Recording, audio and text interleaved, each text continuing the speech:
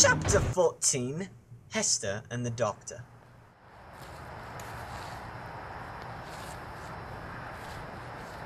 Can I talk to you for a second? Mr. Sprint, I've heard some nice things about you. I heard from the magistrate that they're considering taking the A off your bosom. What did you say? I said that they see that it's taken off at once. Well, maybe I want to wear it anyways. Suit yourself. Why are you looking at me like that? Is something on my face? Man, oh man, you are so ugly and evil it makes me want to cry. What? Never mind, let's cut the crap. What have you done to my Dimsdale? Who? That minister? Oh yes, I was just thinking about him. Very nice person. You know what I'm talking about. I pinky promised to keep your secret, but by doing that, I sentenced my lover to an eternity of torture from his so-called doctor. Oh, I haven't been that bad. I could have just told the magistrate and had him arrested and put to death at once. Would have been better than having to live with you. You really don't like me. I've been nothing but kind to the minister. I gave him the best medical attention. It's the reason he's still alive. Haven't you tortured him enough? I just used to read all the time. You know how fun that was? It wasn't. I like the new me. The new me is fun. Look at me. Look what I've become. Who made me into this? It was me. Take your revenge out on me. I'm not passive-aggressive enough? What? The Scarlet letter will take care of you.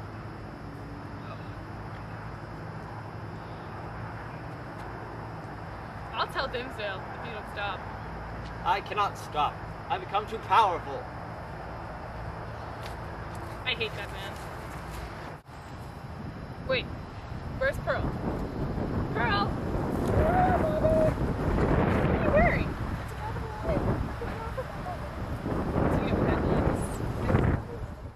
Hester Prynne, of course, lied to her daughter and told her that it was the grade the students who made this movie would receive.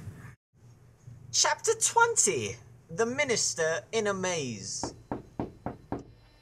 Who's there? A door. A door who? A door stands between us. Let me in. Ah, come in, come in. Oh, Roger Chillingworth. Oh, Dimsdale, good morning.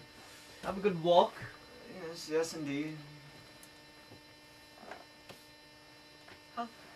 Ma, you look pale. Let me get some medicine Oh, for you. no. I don't think I'll be needing any more of that medicine. The fresh air really did me some good, and I don't think I'll be needing any medicine from here on out. Buddy, come on. You don't want to become more sick before your big election day sermon. The town is really looking forward to it. And to be quite frank, it might be a loss. Yes, I might die soon and whatever, but I don't think I'll need your medicine right now, thank you. That's great to hear. Maybe my medicine is finally starting to work. I would be so very happy if I had finally cured you. Yes, thank you from the bottom of my heart. You're the greatest friend a guy could have, and I will pray for you. The best payment is a friend's prayers. I will pray for you. Good day, sir. Well,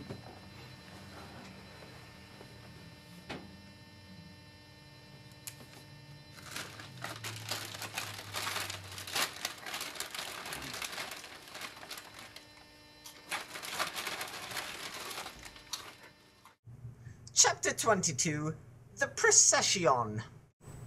On this day, we elect Mr. Dimsdale had the biggest feast he had eaten in years, and all that food really helped him make the inspiration for his greatest speech ever.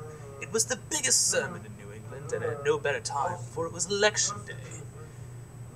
What Mr. Dimsdale did not know is that Hester had talked to the ship's captain, and as it turns out, Roger Chillingworth would be joining them.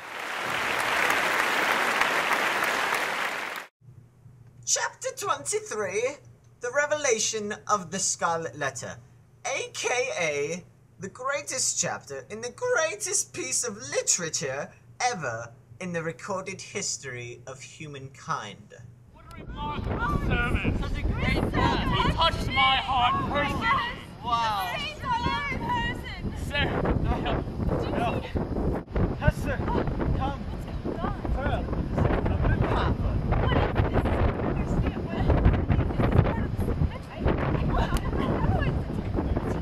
Stop! What are you doing? Get away from her! You can't stop me! What? You're powerless. You're too late.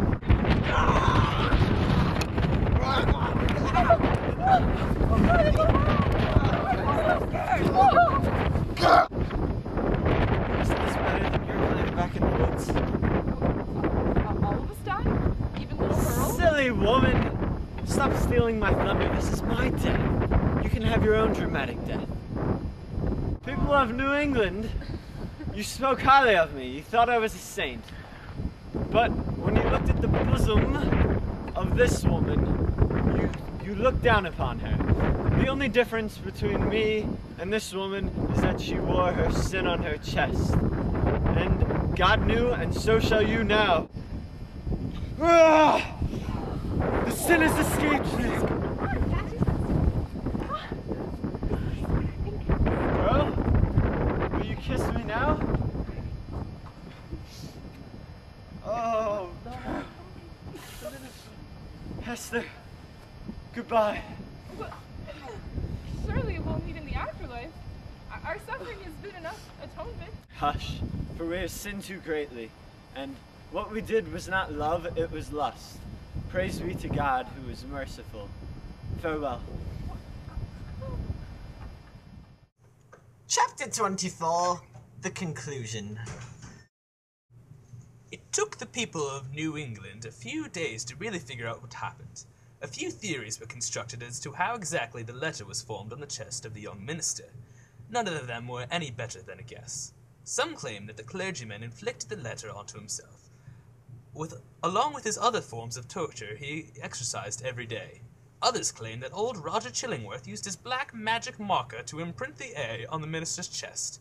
I doubt this particular theory, because the A was red, not black.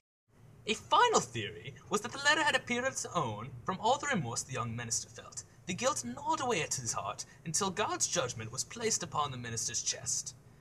Now others claim to have never seen the dreadful letter. Close friends of the minister, one who believed very much that Mr. Dimmesdale may have just been God on earth, deny ever seeing anything on his chest.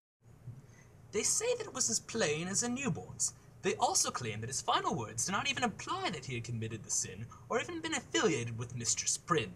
They say that his death was meant to be a parable of how, in the nature of a forgiving God, we are equally sinners. You can believe whatever theory you want. In my retelling of the story, I have learned a particular moral. Be true. If you cannot show the world your worst, at least offer a hint of the real you, so the worst may be inferred. So what happened to the rest of the characters? Well, as I already mentioned, none of them died a dramatic death. Roger Chillingworth, having no one left to torture, died within a year. He willed all of his land, some in the New World, some back in England, to Pearl. Pearl and Hester went back to England. Pearl married a very rich man there, and Hester moved back to the colony. We do not know much about Pearl, but we can guess that she lived a very happy life and had children. Hester moved back into her old home in the colony. She continued to wear her scarlet letter and sit around and mope all day. Of course, Hester passed away after many years. Her grave was dug near, but not too close to Dimmesdale's old grave. It was as if their ashes had no right to mix. Yet there was only one tombstone used for both graves. Inscribed in it was something that resembled a coat of arms. On that coat of arms was the simple letter,